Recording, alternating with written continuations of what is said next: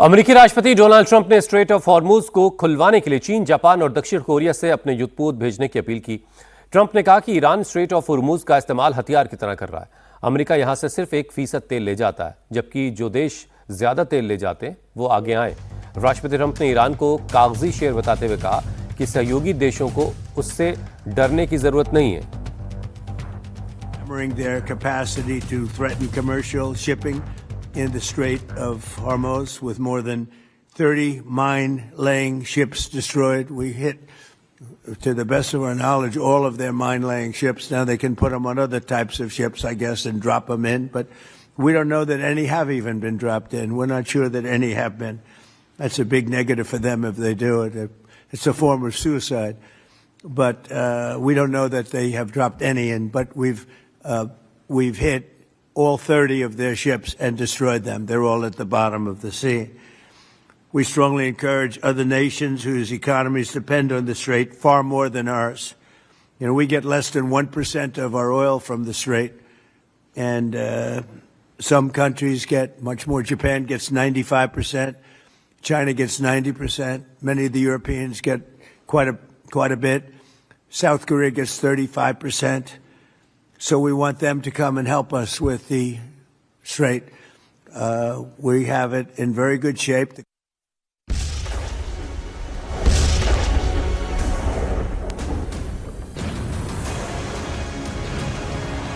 Middle east में मिसाइलें बरस रही।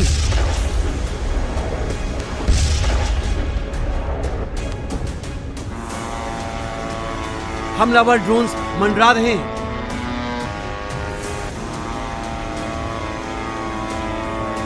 फाइटर जेट बम गिरा रहे हैं।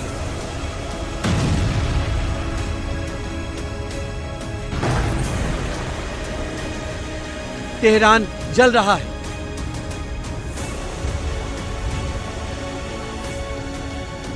दुबई में खलबली है।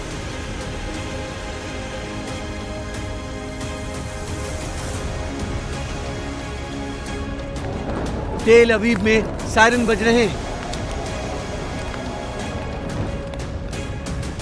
और इसका नतीजा यह है कि दुनिया में एनर्जी संकट पैदा होता जा रहा है और इसका प्रेशर अब ट्रंप पर पड़ रहा है। ट्रंप के अपने सहयोगी उसका साथ छोड़ रहे हैं। ट्रंप ने ब्रिटेन को बुलाया, ब्रिटेन ने इनकार कर दिया। ट्रंप ने फ्रांस से मदद मांगी, फ्रांस ने इनकार कर दिया। ट्रंप ने इटली के सामने हाथ जोड़े, इटली ने अपनी सेना वापस बुला ली। ट्रंप ने जिनपिंग से विनती की, चीन ने भी पलड़ा झाड़ लिया। ट्रंप ने जापान को बोला जहाज भेजो, जापान ने भी मना कर दिया। ट्रंप ने साउथ कोरिया से मदद मांगी, साउथ कोरिया ने भी हाथ जोड़ लिए।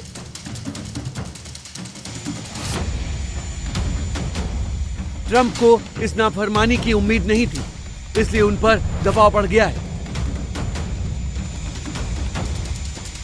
We are talking to other countries about working with us for the policing of the Strait, and I think we're getting good response. If we do, that's great, and if we don't, that's right too. Remember, like as an example, in many cases, the NATO countries, we're always there for NATO. We're helping them with Ukraine, and many instruments got a notion that between us doesn't affect us, but we've helped them. It'd be interesting to see what country wouldn't help us with a very small endeavor, which is just keeping the Strait open. And by comparison, it's small because Iran has very little firepower left. They should come in my opinion. It never made sense for years. If you go back and look at what I said years ago, I said, why aren't we maintaining the Hormuz Strait when it's really there for China and many other countries? Why aren't they doing it? And that's because we had weak leadership, to be honest with you. But I'm bringing it up now.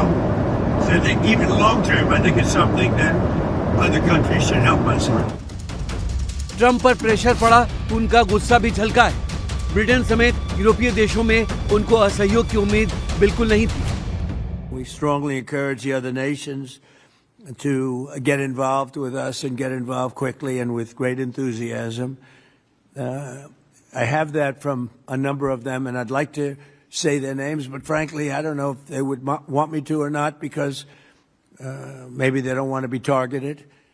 But I say, wouldn't matter if you're targeted or not, because this is a paper tiger that we're dealing with now. It wasn't a paper tiger 2 weeks ago. It's a paper tiger now.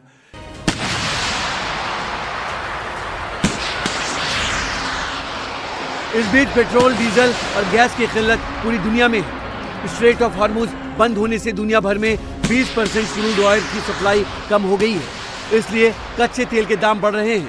Crude oil की कीमत करीब $6 प्रति barrel तक पहुंच गई है। Iran ने straight of Hormuz को बंद करके ऑयल सप्लाई को चोक कर दिया है। इसके कारण बहरीन, ओमान, यूएई, सऊदी अरब जैसे कई देशों ने ऑयल प्रोडक्शन को करीब 30% तक कम कर दिया है। कतर ने नेचुरल गैस का प्रोडक्शन करीब बंद कर दिया है। इसके कारण यूरोप से लेकर अमेरिका तक और चीन से लेकर अफ्रीका तक तेल और गैस की कीमतें बढ़ गई। अमेरिका में तेल के दाम $4 पर गैलन के रिकॉर्ड स्तर तक पहुंच गए हैं। सबसे बड़ा ऑयल प्रोड्यूसर होने के बावजूद अमेरिका में तेल महंगा हो रहा है। पूरा अमेरिकी प्रशासन दबाव में है।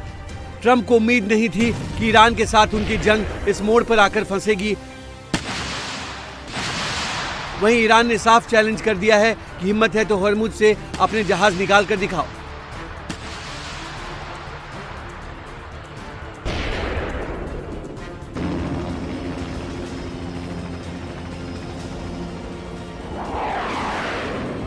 स्ट्रेट ऑफ हॉर्मुज अगर कुछ दिन और बंद रहा तो ट्रंप प्रशासन खतरनाक रणनीति भी अपना सकता है। हालांकि ईरान के अब तक के रवैये के आगे कोई भी कदम उठाने से पहले ट्रंप को 100 बार सोचना होगा।